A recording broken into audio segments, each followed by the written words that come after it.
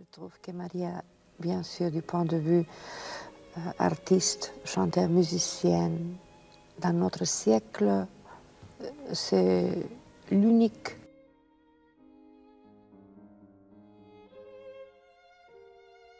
Maria était tout à fait spéciale, du cœur, du point de vue pensée, intelligence, musicalité, comme dramaticité dans les personnages.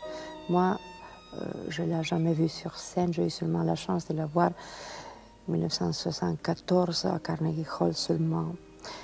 Mais vous savez, Maria me disait toujours, c'est mieux que tu ne m'as pas vu. Parce que si tu m'aurais vu, tu aurais essayé comme les autres de m'imiter. Et enfin, elle m'a donné de très bons conseils sur du point de vue répertoire, par exemple. Quand on m'a proposé de faire le Macbeth à Milan, à la Scala, il y a quelques années, c'était Maria qui l'a dit non, n'essaye même pas. Catégorique. Si, si. Et elle avait raison, bien sûr. Quand on m'a proposé il y a quelques années encore au Met de Nabucco, et là aussi elle m'a dit non, non, laisse tomber, laisse tomber.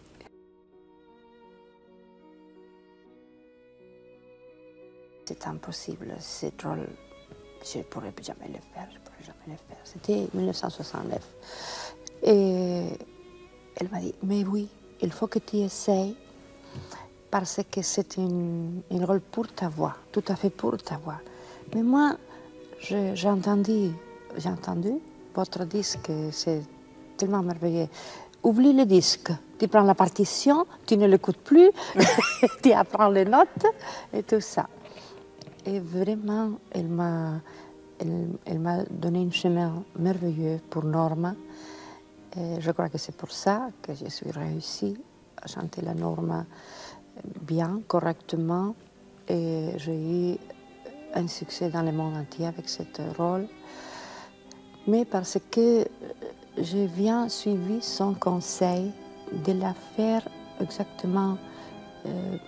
Elle disait toujours il canto del cigno, tu lo puoi fare, tu peux faire cette chant de cygne qu'il voulait Bellini. Alors tu dois le faire, tu as l'obligation de le faire toi.